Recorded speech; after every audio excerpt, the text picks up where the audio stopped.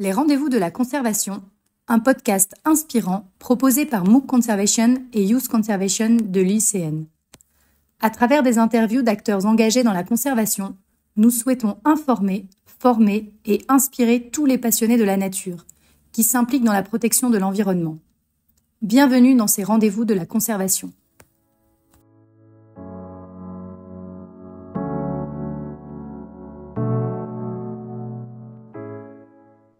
Bonjour Jean-Christophe, je suis ravie de vous recevoir aujourd'hui pour un nouvel épisode de notre podcast Les rendez-vous de la conservation. Jean-Christophe Bokika, vous êtes originaire de la République démocratique du Congo et vous êtes depuis 27 ans maintenant le président de l'ONG Mbu Montour, dont vous allez nous parler aujourd'hui, qui est une ONG qui regroupe un ensemble de communautés locales qui œuvrent ensemble pour la protection des forêts et des savanes, qui abritent les bonobos et d'autres petits primates, et vous menez des activités de développement respectueuses de la nature.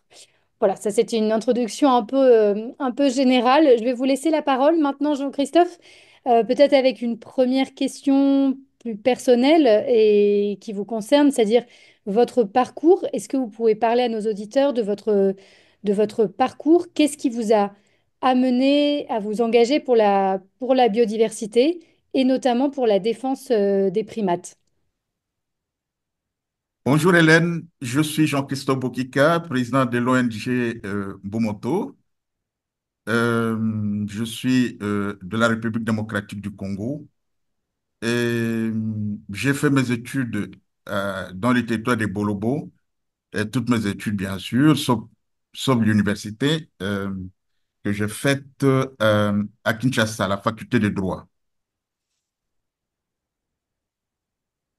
Nous avons créé en 97 l'ONG Mbumoto à la suite de la raréfaction de certaines espèces animales et du phénomène de la déforestation, les communautés locales ont pris la décision de créer une ONG qui va s'occuper de lutter contre ces deux fléaux et de développer également des activités alternatives pour les communautés locales afin de réduire la pression à la fois sur la faune sauvage et sur la forêt.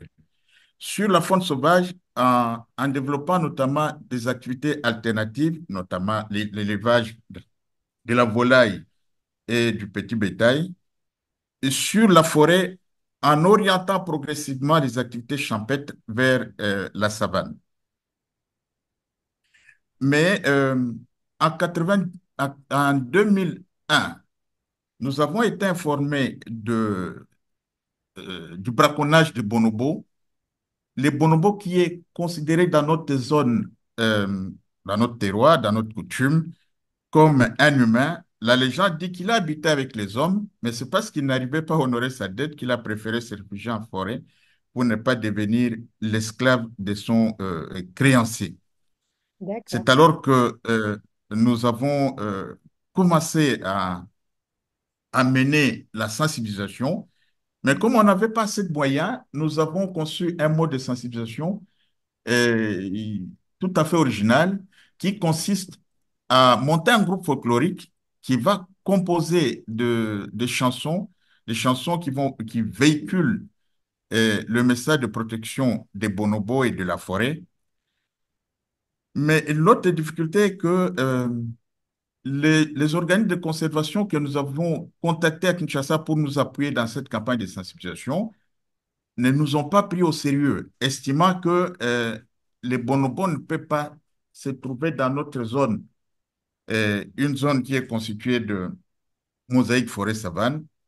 Pour ces organismes de conservation, les bonobos sont situés dans la grande forêt équatoriale euh, qui est au nord de notre terroir, oubliant que le nom des bonobos provient de la déformation des bonobos, le chef-lieu de notre commune rurale, parce que les premières espèces qui avaient été envoyées à l'étranger provenaient des bonobos. Alors, les chercheurs qui croyaient avoir affaire à un bébé gorille se sont vite rendus compte qu'ils sont devant une nouvelle espèce à laquelle il faut donner un nom. Mais puisque cette espèce provenait des bonobos, c'était tout à fait normal qu'on lui donne le nom des Bolobos. Mais malheureusement, celui qui a été chargé de transcrire le nom, au lieu d'écrire Bolobo, il a écrit Bonobo. Et donc, nous protégeons les bonobos des bolobos. On aurait dû protéger les bolobos des bolobos, mais le reste déjà commis, il faut faire avec. Voilà un peu euh, Là, les je note. débuts de notre ONG. Merci, merci Jean-Christophe. Peut-être pour nos auditeurs, parce que la RDC, la République démocratique du Congo, est un très grand pays. Vous œuvrez dans quelle partie du pays? Nous sommes dans les territoires de Bolobo, dans la province de Maïndombe, à 300 kilomètres au nord de Kinshasa. C'est la partie comprise, l'angle formé par le fleuve Congo et la rivière Kasaï. D'accord. Très bien, merci. Je pense que c'est un peu plus... ça permet de visualiser à peu près. Ouais, J'aimerais qu'on revienne un petit peu plus sur les missions principales de l'ONG. Vous en avez parlé en introduction. ouais. Est-ce que vous pourriez nous les détailler un petit peu plus et nous donner peut-être un exemple concret d'un projet phare qui a été mené par votre ONG et qui a eu un impact significatif sur les communautés locales, parce qu'on l'a bien compris et vous l'avez dit, hein, l'ONG a été créée par les communautés et pour les communautés. Et je pense notamment au projet de sauvegarde des primates et puis plus récemment de certains de vos projets d'écotourisme. Exact. Donc, notre ONG a pour mission d'accompagner les communautés riveraines des habitats de ces bonobos dans la création et la gestion des initiatives de développement par la sensibilisation, les actions de conservation, la valorisation de la biodiversité et la recherche euh, euh, scientifique. Donc, nous sommes en train de créer de réserves communautaires, ce que nous appelons de concessions des forêts de communautés locales, de CEPCEL. Il s'agit en fait de réserves qui sont gérées directement par les communautés locales, qui sont créées par elles, gérées par elles. Et, euh, et voilà. Donc, en ce qui nous concerne, ces réserves sont destinées essentiellement à la protection des bonobos et des petits singes. Bah, s'agissant d'ailleurs du projet phare, je parlerai du projet d'habituation des bonobos à la présence humaine.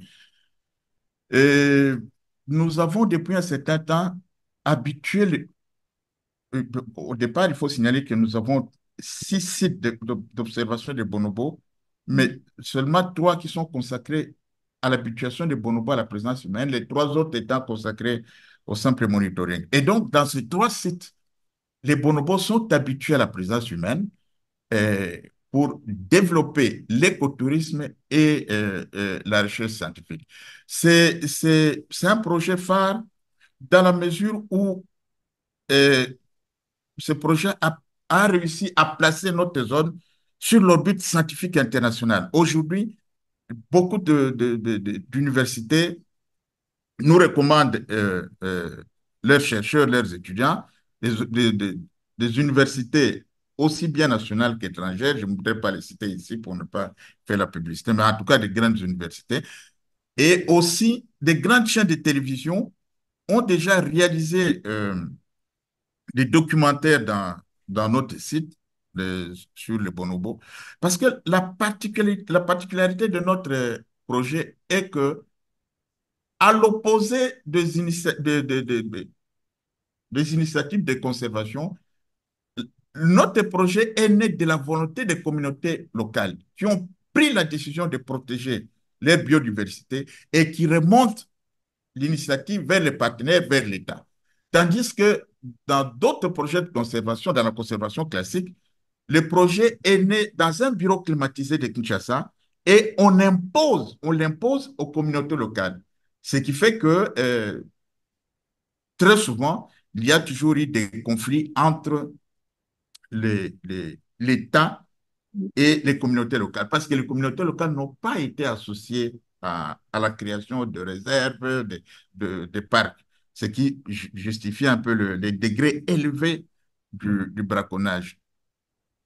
C'est-à-dire que dans nos sites, nous travaillons sans éco-garde parce que c'est une surveillance participative, les projets étant l'œuvre des communautés locales elles-mêmes.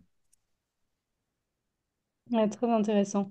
Et justement, on sait que c'est un défi, on sait que c'est vraiment un défi de pouvoir concilier les objectifs de conservation avec bah, les besoins économiques, la nécessité de développement des communautés locales, pardon. Et du coup, comment votre ONG arrive à surmonter ce défi?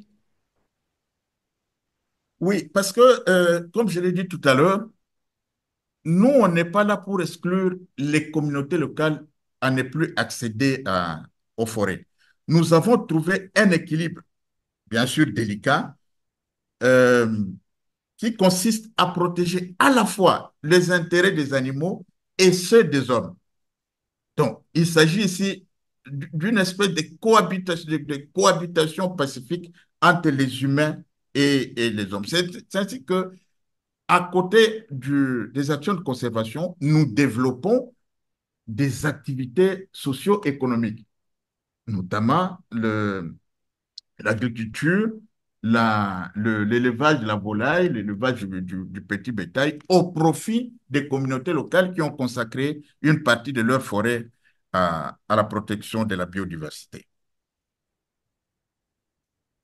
Et sans oublier, bien sûr, l'écotourisme, parce que là, on, nous avons commencé à recevoir depuis quelques années des touristes qui viennent voir les bonobos, observer les bonobos dans leur milieu naturel et, et dont les bénéfices sont reversés directement aux communautés locales, hein, et qui les utilisent dans la construction des centres de santé, des écoles. Et, et dernièrement, d'ailleurs, nous avons pu construire une grande maternité dans la zone grâce au prix que nous avons obtenu de la Fondation HDN. Je vous rappelle, je vous informe que le prix a déjà bénéficié a déjà obtenu trois prix internationaux. Le premier en 2009, le prix Abraham d'une fondation américaine, Alexander Abraham. Le deuxième prix, c'est celui dont je venais de parler, de la fondation HDN en 2021. Cet argent nous a permis de construire une maternité en faveur de communautés locales. Et le dernier prix, le troisième prix, c'est le prix euh, des Nations Unies, le prix Équateur. D'accord, très intéressant. Bah, ça va vous permettre aussi de maximiser vos impacts sur le terrain avec effectivement Ouais, ce soutien d'institutions internationales. Si on revient un petit peu on a parlé des défis, mais euh, d'impliquer les communautés locales, et je pense que vous êtes vraiment un modèle de conservation participative vraiment très intéressant. Il ouais. y a d'autres défis aujourd'hui auxquels est confrontée la République démocratique du Congo, hein, que ce soit votre région, mais plus généralement le pays, et même si on regarde l'Afrique. Quelle est un peu votre vision sur ces grands défis auxquels la biodiversité est confrontée? Oui. Le plus grand défi, c'est l'implication des communautés locales. Euh, Lorsque on n'implique pas les communautés locales en amont d'un projet de conservation, il est tout à fait normal qu'on rencontre des difficultés. Et l'autre défi, c'est euh, regarder ce qui se passe plus particulièrement dans notre pays. Et très souvent, c'est dans des zones de conservation de haute valeur scientifique qu'il y a des problèmes. Parce que finalement, on remarque qu'il y a même des gisements de matières précieuses. Mm. Et il y a aussi des situations d'insécurité dans ces zones-là.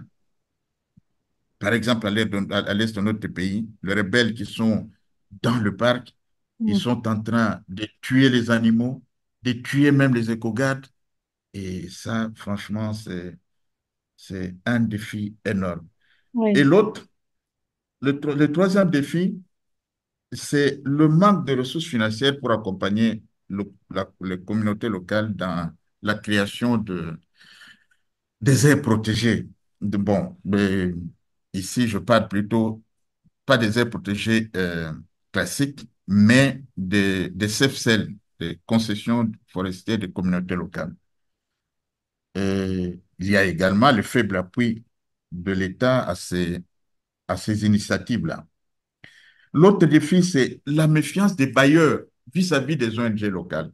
Nous, par exemple, euh, nous avons commencé ce projet en 97, et, mais le tout premier financement qu'on a eu, c'est en 2005. Et regarde, nous, quand on a porté l'information, la connaissance des organismes internationaux, ils ont dit non, il n'y a pas de bonobo, tout simplement parce que c'est une ONG locale qui a donné l'information. Mais il a fallu qu'une ONG internationale vienne confirmer, en l'occurrence, le Fonds mondial pour la nature, le WWF. Donc, on ne prend pas au sérieux les ONG locales, ce qui fait que même le financement, c'est des financements presque dérisoires. Les gros financements sont destinés aux grosses machines, alors que les ONG locales font du bon travail. Et un autre défi, c'est le, le renforcement des capacités des organes de gestion de CEPSEL. Je vous ai dit tout à l'heure que les, ces CEPSEL sont gérés par les communautés locales, mais il va falloir qu'on les forme sur la gestion, sur la conservation, sur le prélèvement des données. Ce sont autant de défis. Voilà. Oui, il y en a beaucoup. Oui, Beaucoup de défis, beaucoup de choses à faire. Je oui, voudrais revenir, Jean-Christophe, vous en avez parlé en introduction en disant que en raison de moyens limités, vous aviez mis en place des méthodes de sensibilisation assez originales et innovantes, notamment par la chanson. Je oui. sais que vous êtes très actif sur le plan de l'éducation environnementale. Comment vous voyez justement l'évolution de l'éducation et de la sensibilisation à la conservation dans les années à venir, notamment dans un pays comme le vôtre? Il faut tout faire, comme je l'ai dit tout à l'heure, pour associer étroitement les communautés locales. Je pense que si le message est porté par les communautés locales elles-mêmes, euh, l'initiative a beaucoup plus de chances de réussir. Mais qu'est-ce que nous remarquons principalement dans certaines initiatives de conservation? Les communautés locales sont mises à l'écart. On ne prend pas compte, on ne prend pas en compte leurs desiderata, alors que cette activité, c'est une activité, à mon avis, qui doit être permanente. On ne peut pas, on, on ne peut pas concevoir un projet de conservation sans préalablement commencer par la sensibilisation. Parce que il faut que les communautés locales sachent pourquoi on protège cette espèce, pourquoi on protège cette espèce animale. Regardez ce qui se passe dans euh, dans certains parcs. Les communautés locales ont l'impression que l'État a préféré les animaux aux hommes parce que l'État n'a pas bien expliqué le projet. L'État est arrivé sur le terrain, il a commencé par délimiter le parc et du coup, ce sont les opérations de déguerpissement de ces populations locales. Pour nous, les Africains, chasser quelqu'un de son milieu naturel pour aller vivre ailleurs, non, sans donner une explication conséquente, ça ne tient pas. Hein. On risquerait même d'avoir de gros problèmes. C'est pour cela que ces communautés reviennent parce qu'elles disent, bon, nous avons été chassés, il y a une espèce animale qu'on protège, autant d'ailleurs exterminer cette espèce pour que nous revenions sur notre territoire. Alors que notre démarche a été d'expliquer aux communautés locales les bien fondés du projet, pour leur dire, cette espèce animale que nous voulons protéger peut occasionner, peut générer des recettes à travers l'écotourisme et la recherche scientifique. Et lorsque nous avons expliqué le problème, ce sont les communautés locales elles-mêmes qui ont procédé à la cartographie pour dire, écoutez, nous allons réserver une partie pour l'espèce animale et une autre partie pour nos activités champêtres, ainsi de suite. Voilà, Ouais, ouais, non, on voit vraiment l'enjeu. L'enjeu, c'est l'implication des communautés locales. Je pense qu'effectivement, c'est absolument. vraiment clé dans la réussite de tous les projets de conservation. Euh, Ouais. J'avais peut-être une dernière question avant de passer plus à une partie de conclusion. C'est la place, enfin vous en avez un petit peu parlé, notamment à propos du monitoring, des projets de monitoring des enjeux autour de la recherche scientifique. Quelle est la place aujourd'hui qui est accordée à la science et à l'innovation dans les projets de conservation qui sont menés par l'ONG? Donc, notre ONG accorde une place très importante à la recherche scientifique en encourageant le suivi et l'habituation des bonobos à la présence humaine. Et les données que nous récoltons sur le terrain permettent quand même aux scientifiques euh, d'évoluer, même de tirer certaines conclusions. Et c'est grâce à nos données d'ailleurs, parce que jusque-là, en ce qui nous concerne, notre zone n'était même pas comprise dans, dans l'aire de répartition des bonobos. Donc, il a fallu que nous ayons ces données-là et que nous portions ces données à la connaissance de la communauté scientifique internationale pour que on prenne en compte euh, les données de notre région. Et aujourd'hui, euh, c'est une initiative qui attire beaucoup d'universités, beaucoup de centres de recherche, beaucoup de médias.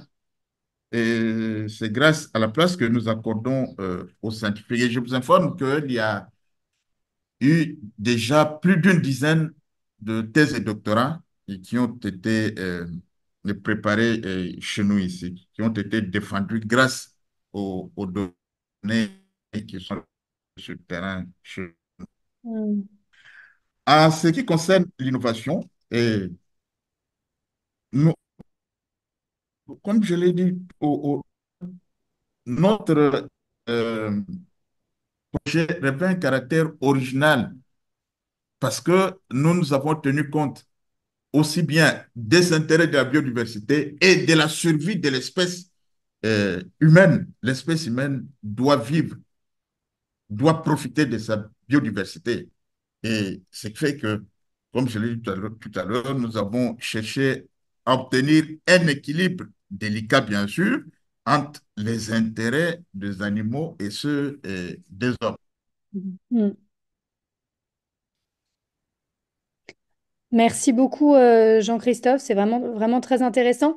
On arrive à la fin de notre entretien. Est-ce que vous auriez peut-être un dernier message que vous aimeriez transmettre à nos auditeurs concernant l'importance de la conservation, notamment pour ceux qui souhaitent s'engager dans la conservation, hein, que ce soit de façon bénévole ou non? Voilà, peut-être un conseil ou un message. Le conseil, c'est je reviens toujours là-dessus, hein, sur l'implication des communautés locales, parce que c'est grâce à cela que nous avons pu obtenir des résultats qui sont aujourd'hui très appréciés. Et on ne doit plus considérer les communautés locales comme des destructrices de l'environnement. Quand le législateur congolais a compris que les communautés locales pouvaient faire quelque chose, il leur a donné la possibilité de créer des CFCL qui sont destinés non seulement à la conservation, mais aussi à l'exploitation du bois. Mais curieusement, ce sont les mêmes communautés locales qui ont opté à plus de 80% pour la conservation. Donc, si les communautés locales étaient des destructrices de la biodiversité, elles auraient opté pour l'exploitation du bois. C'est ce qu'elles n'ont pas fait. Donc, il faut qu'on donne confiance aux communautés locales, il faut qu'on leur accorde la parole, il faut qu'on les écoute et il faut qu'on les appuie. Voilà. Bah, écoutez, je crois que le message est en tout cas très clair, Jean-Christophe. Merci beaucoup d'être venu témoigner aujourd'hui pour nos auditeurs. C'était vraiment un échange très intéressant. Et voilà, on a bien compris que l'enjeu, c'était de donner, de faire confiance aux communautés locales qui ont le savoir, qui ont l'expérience, et de leur donner la parole et surtout de les appuyer pour les faire monter en compétences et permettre la réussite des projets de conservation. Merci Merci beaucoup. beaucoup, Hélène. Merci, Merci. Jean-Christophe. Merci pour cette opportunité que vous nous avez offerte. Très bonne continuation à vous et à toute l'équipe de l'ONG Mboutour. Merci beaucoup. Merci beaucoup. Nous arrivons à la fin de notre épisode. Merci pour votre écoute et à très bientôt pour d'autres témoignages inspirants d'acteurs engagés dans la conservation de la nature.